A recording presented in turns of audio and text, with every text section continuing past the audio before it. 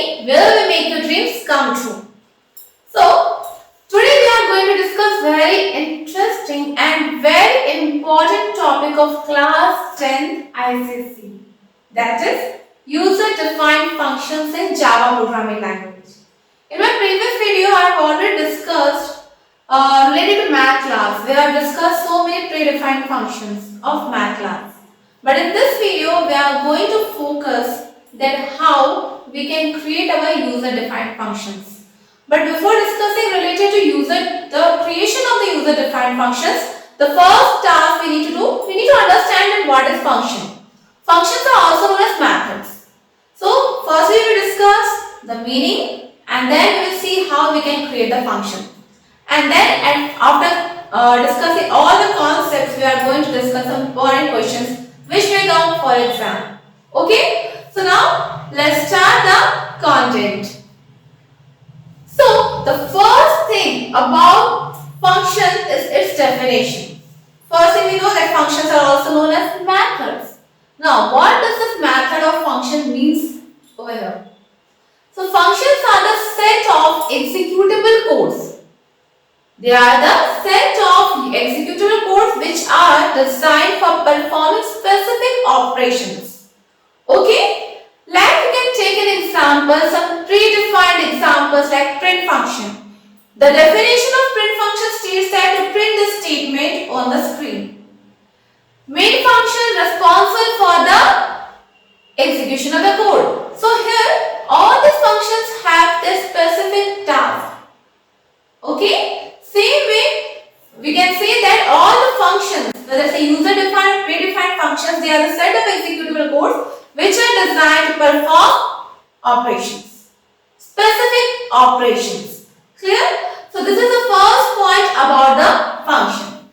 Now the next point about function is that functions reduces the complexity of a program. Now how? How functions can reduce the complexity of a program? So you can take one practical example. We all have seen or used calculator. Okay? So in calculator we have seen there are so many keys used to be there: plus, minus, multiplication, division, some numeric keys, etc. So for each and specific operations, specific keys used to be there. Why? Why we are not integrating all the functions, all the definitions in one key only? The reason is that if I am defining all the function in that one particular key and if that key gets damaged, then the entire operation is going to be stopped. Means now I cannot use a calculator. But if a specific key, individual key is damaged, then still I can work with the calculator, etc. on and off. Still we can, suppose one numeric key is being damaged. Yes, that particular key will not work, but rest of the keys will be working. So here the burden is not over that individual key. The burden is being transferred or being divided between all the keys which are present in the calculator. Same. So here when I will go to the shop, I need to repair that particular key, not the entire calculator. I am just giving some one example. Okay. Same way in a program also, when we are building a software, we are creating any program also. In program also we do the same task. We used to divide tasks in smaller modules. Okay, and these individual modules is specifically designed for a specific purpose. Clear? Likewise, if I am creating a program for calculator for addition, there will be different module, subtraction, multiplication, division.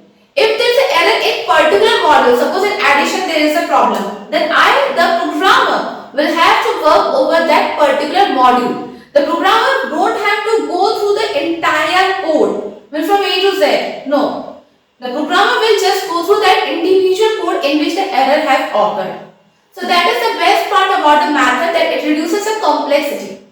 Now the next important part regarding method is that it provides the concept of reusability. Means once you have created the code, now you can use it for multiple times.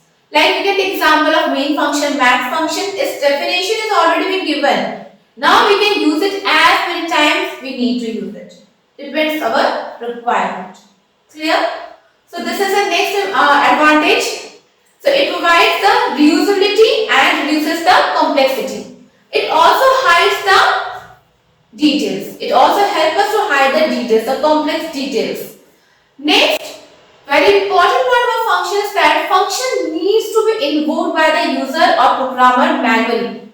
Functions are never called or invoked automatically. They are invoked by the user manually. If it's a static function, then you can call it with the help of class, or you can directly call them. In case of non-static, we need object. No need to worry about this. We will discuss this also. Okay. So functions are always invoked by the user manually. Next, the most important function of Java programming language is the main function. Why it is the most important? Because it is responsible for the entire execution of the code. Clear? So this is the theory part about the function. Now, next we are going to discuss the different types of functions. So there are two types of functions are there. The first one is predefined function and the second one is user-defined function. Now what is predefined function? Predefined, by the name itself we can understand whose definition is already being given.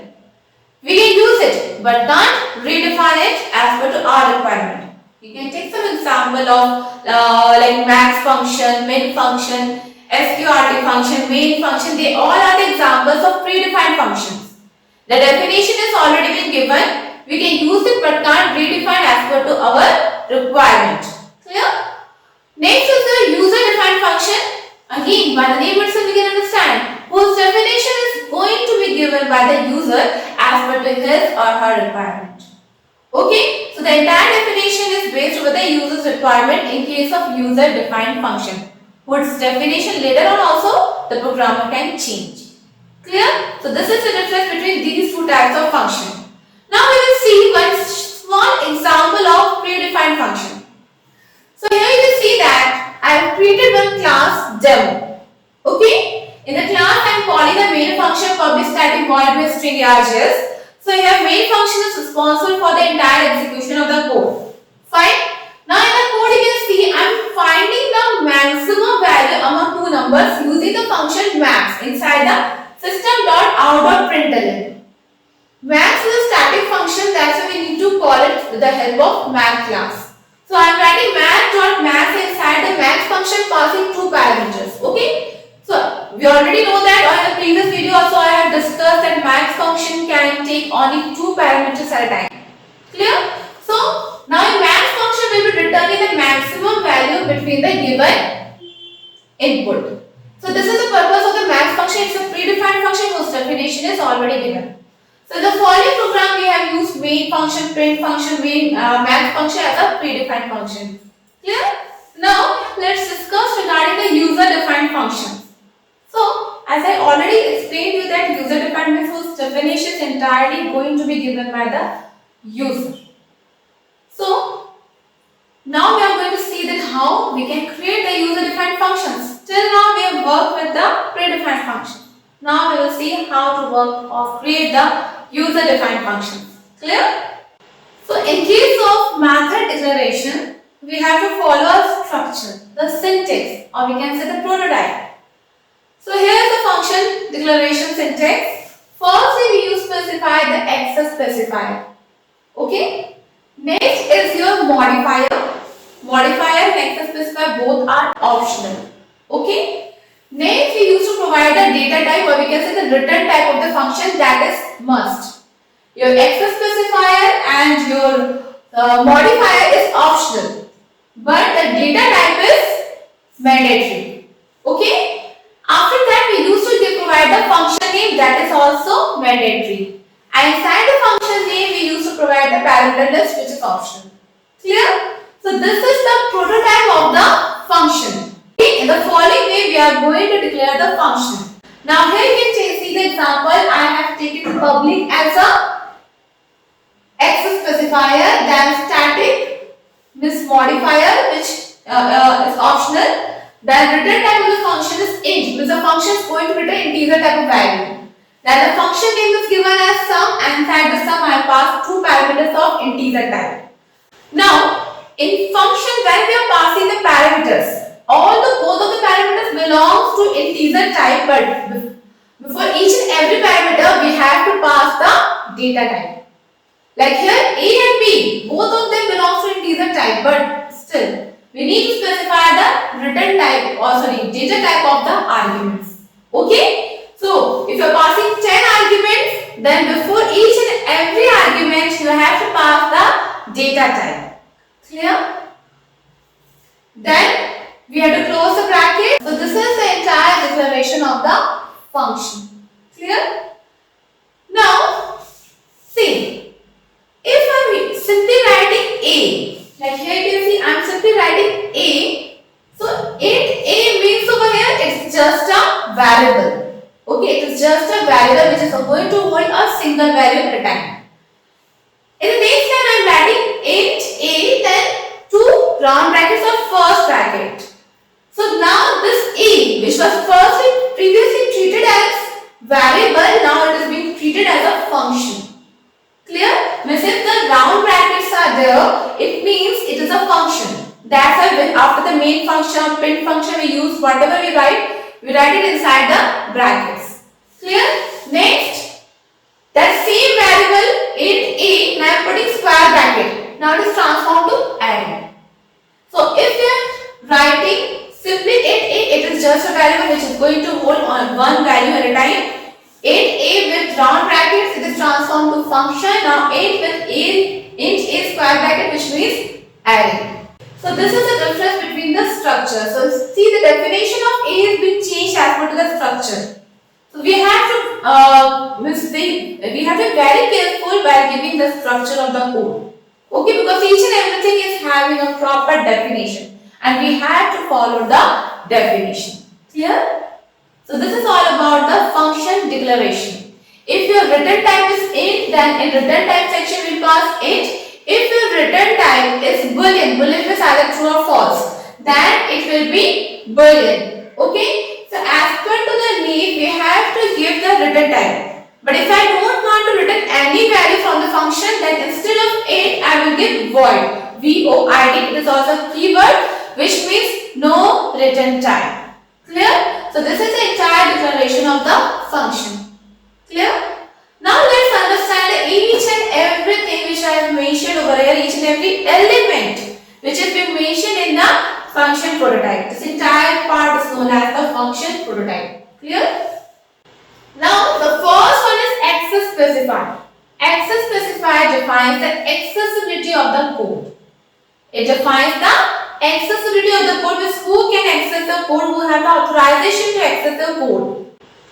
So there are four types of access specifiers are there: public, private, protected and default. Okay? Public means anyone can access your data. Public means anyone can access your data. Anyone means, suppose that two packages are there, P1 and P2. Fine. In P1 package there are three classes are there, class A, class B and class C. Same in P2, three classes are there, class X, Y and Z. Okay? Both of the packages are different. Fine. Now if I am declaring the classes as public or the classes as public, means class A can access B and C as well as X, Y, Z. Same way B can access A, C, X, Y, Z. C can access A, B, X, Y, Z. Same in case of X also, they can access the features of the classes of package P1 as well as P2 because they are declared as public. So this is the concept of public. Clear? Next, private means, see, in this particular package class P1, I have created three classes, class A. Now I have declared all the classes as private. Now class A can access the features of class A. Class A can access the features of class A. Clear? Same with class B can access the features of class B. And class C can access the features of class C only. Means they cannot access the features between them although they belong to the same package. Same way for X, Y, Z in case of private. Next is your default. Default means only the classes belongs to the same package can access it. Like class A, B and C, they can share the data among themselves. Same way class X, Y, Z can share share the data among themselves? Because they are declared as default. Okay, in default we don't have to specify and specify. If you are simply writing my function void my fun or int my fun, it means it's a default. Okay, so default means the members of that package can access the data between them, but in case of private, only that particular class, public, anyone can access. Now the fourth one is protected. Okay, now protected means suppose the data needs to be shared between the two packages. Suppose class Y, which belongs to package P2, wants to access the features of class A, which belongs to package P1. So the packages are different. So in that case, we can use the concept of protected. So protected is basically used when we want to inherit it, use the concept of inheritance. Okay, so there we can use the concept of protected access specifier for showing the accessibility or providing the feature of accessibility between the different packages. Clear? So this is all about the access specifier. Next is this modifier, which is static. Okay, static means if I am declaring any function as static, it means I don't need any object to call it.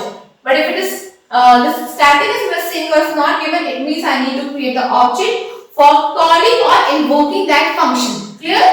Next is the function name, we know, and the parameter list, the return type. I have already discussed the return type defines that the function is going to return which type of value. If it is given as int, means the function is going to return integer type of value. But if the function instead of int, if it is given as double, means the function is going to return fractional value.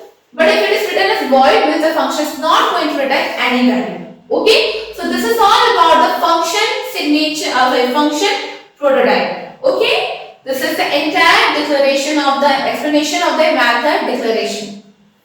Hope this is clear to you. After this, we give the return type. So I already told you that return type defines the type of the value the function is going to return. Fine. So if it is given as int, it means the function is going to return integer type of value. If it is given as double, it means the function is going to return fractional value. But if it is written as void, it means the function is not going to return any value. So that scenario we used to give void as a return type. Then the function name, we have to just follow the protocol of the identifiers, and according to that we can give the name of the function. Then inside the bracket we can put the arguments. Okay, the parameters. So here you can see that in the previous example I have given two integer type of parameters. Okay, at last the entire body of the function will be given inside this curly brackets. Okay, the entire body of the function, the statement which I need to execute, will be written inside the body of this function. Will be considered as a body of the function which will be written inside this curly braces. Okay, so this is the method body. Clear? So here I am giving the entire explanation of the declaration of the user defined method. Hope it's clear to you. Now here we will see that how we can create the user defined methods. So here you can see that I have created one user defined method. The name is find even. Okay, in this I have also passed a parameter, but this function is a non-static function. Why? So it's a static function because they have used a static keyword. So public access specifier, static is a modifier, then the return type of the function is void, means the function is not going to return any value. Then the function name, inside the function name I will pass the parameter int now. Fine. So this is the entire declaration of the function. Now here I have given the entire coding, the logic of the for finding the even number is being written inside the function, and this is known as the body of the function. Clear? So in the following way we can create the function. Now we will see that how we can call the function. As the function is a static function, so ultimately we don't need an object. So inside the main function we will have to invoke, because we know that the functions are always invoked by the user. They are never called automatically by the compiler. Clear? They were always invoked. Fine. So now here you can see that after the main function, use the concept of scanner class for taking the input because we have to pass that value in that function. So here in this I am passing one is declaring a variable storing some value. Now you can see this line, the calling part. In this we don't need an object, I am directly calling the function. So what's the name of the function? The name of the function is find. Okay, find even function is there. Find we are just giving the function name. Okay, in the function name I am just passing that value which I have just entered over here, or in the terminal, whatever the value I will be entering inside on the terminal window, that will be passed over here. Now this value is going to be copied with the function argument, and according to that it is going to perform the task. Don't worry, let's see the integrated code of the following function, so that it will be easy for you to relate the things and how we will declare the function and how we are going to call it. Okay, so let's see the code. So now you can see that here I have created the class, and inside the class firstly I am writing the concept of the main function because we know the entire execution is going to be done with the help of the main function only. So here I have created a scanner class object and asking the user to enter some value. Okay, suppose the user have entered 24, so the value of this variable will be 24. Now we are calling the function, so you can see that I have passed this function name, and the function name I am passing the parameter value, that value which I have entered, that is 24. Now 24 is being passed. Once this line will be triggered, this particular line will be triggered by the compiler, then the entire control will move towards the definition of the function. So the definition of the function is given over here after the main function.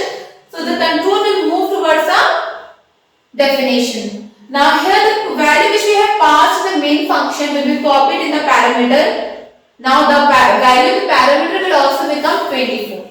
Okay. Now on the basis of the passed parameter, the entire process will be done. So we know that 24 is an even number, which it will check the condition. As it's an even number, it will print the statement accordingly. Clear? It will print the statement accordingly. And out.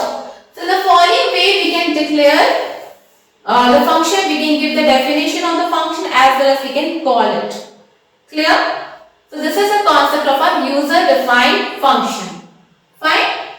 Now we have discussed the concept of user-defined function. Now let's discuss some multiple choice questions or some question based on the topic which we have discussed.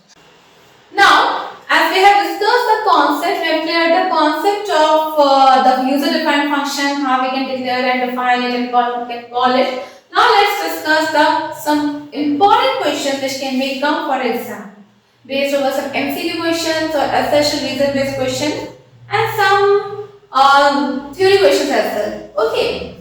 The first question states that once a function is defined, okay, once a function is defined, it can be invoked repeatedly.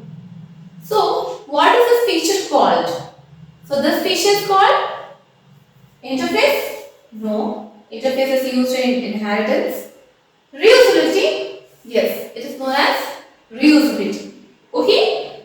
Because once we have created the function and if we are calling it multiple times, it means we are reusing the feature, so ultimately the answer will become reusability. Clear? Now second question. So here is the second question, that the first type of a function definition is called. So the first line of the function is function prototype, function signature, both A and B, and none of this. So which one? It will be function prototype. Clear? The function declaration part.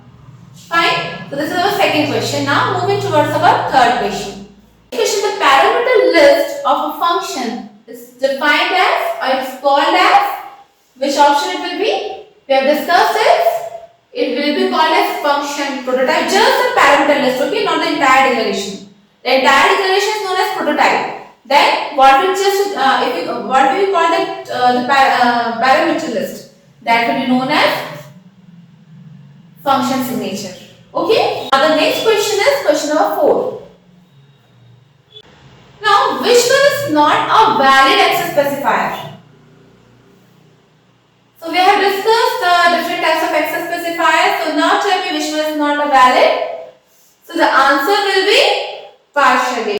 Now the next question is question 5. Now we have to identify which one is the valid function name. So I told you that while giving the function name, we have to follow the rules of the identifier. Clear? So here are the options. So now the option will be, that is the first option, function. We cannot start any function name with numeric value. It cannot contain special character except underscore and dollar. It cannot even contain space. It can contain number but cannot start with number. Okay, so we have to follow all these rules. So as per the rule, the answer will be function. Clear? Now the next question. A method is a name block of the code. It's called methods written inside what? The entire coding is written inside the class as per the rule of encapsulation. So the answer will be C, class. Okay. Now the next question is question number 7, which is totally based on the assertion and reason. So the assertion states that the user-defined program or the function in Java provides us the following features or the advantages, that it modernizes our code, improves the efficiency and also provides us the usability. So yes, while discussing related to the advantages of functions, we have seen yes, these are the advantages being provided by the function. Now let's see the reason. Reason is a valid justification of the assertion. So here is the reason. So I can say we have gone through the reason and you could know the answer as well. So the answer is totally correct. Yes, the reason also defines the assertion. So here your assertion and reason both are correct. Okay. Now the next question is question number 8. Here I have just given a small question where I am finding the means like if I am entering the three numbers and I need to find the greatest number among the three numbers. So we have written the direct coding of this. Now I am just putting that code inside the function. It's very easy. If a question comes that we have to put the following, means we have to create a function for the following, just we have to put the logic inside the function and later in the main function we will invoke it. So here you just can go through the code, that how first we will create the class, then we will give the we will create the main function. In the main function we will do the calling part and then we will give the definition of the function. So this is going to be the entire structure of the code. So the following way we can create the user-defined function. Clear? Now the next question is question 9 and 10 and they are very important. Usually the questions can come in this form only.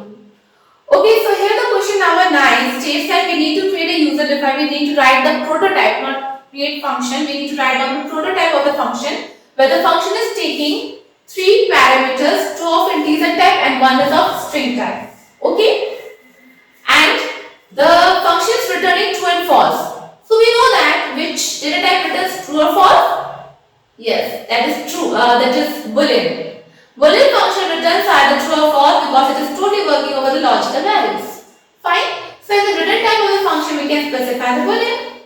The name of the function is not given, so we are free to use any name, but we have to follow the rules and regulation of identifier. Okay, as well as regarding static, nothing is given. So the definition, so the prototype will be boolean with function name with 3 parameters, int a, int b and the string variable. Okay, but each and every parameter needs to be separated by comma and before each and every parameter we have to specify the data type. Clear? So in the following way we have to give the prototype of the function. Usually it comes in as a 2 marks question. Okay. Or it can come in the form of MCQ also, like identify the correct prototype. Since that so many types of options will be given, you have to identify the correct one. So for that you should know the exact declaration, the prototype of the method. Okay. Now the last question is question number 10. Okay. Now moving towards our question number 10, which states that we need to find what is the difference between the function prototype and function signature. From the very beginning we are learning this, that what is function prototype, the entire declaration, and function signature. As you can see, I have used the colors as well, and I have shown that which one are optional and which one are mandatory. And then I have shown that which one will be called as signature and which one will be called as prototype. I hope the concept is clear and the definitions are already given in the frame. Okay. So these are the questions which you can practice and they will come for your exam. Fine? Clear? So I hope that the topic which we have discussed today is clear to you. But in case if you have any doubt, then no need to worry. You have a comment section. In the comment section, just type a comment, you type a question, and according to that, I will prepare in the video. Okay, and will be clearing you all the doubts related to the user-defined functions, the topic which we have discussed in this video. Okay, so for now, if you like the video, please do like, share, and subscribe our YouTube channel. Thank you, and bye bye.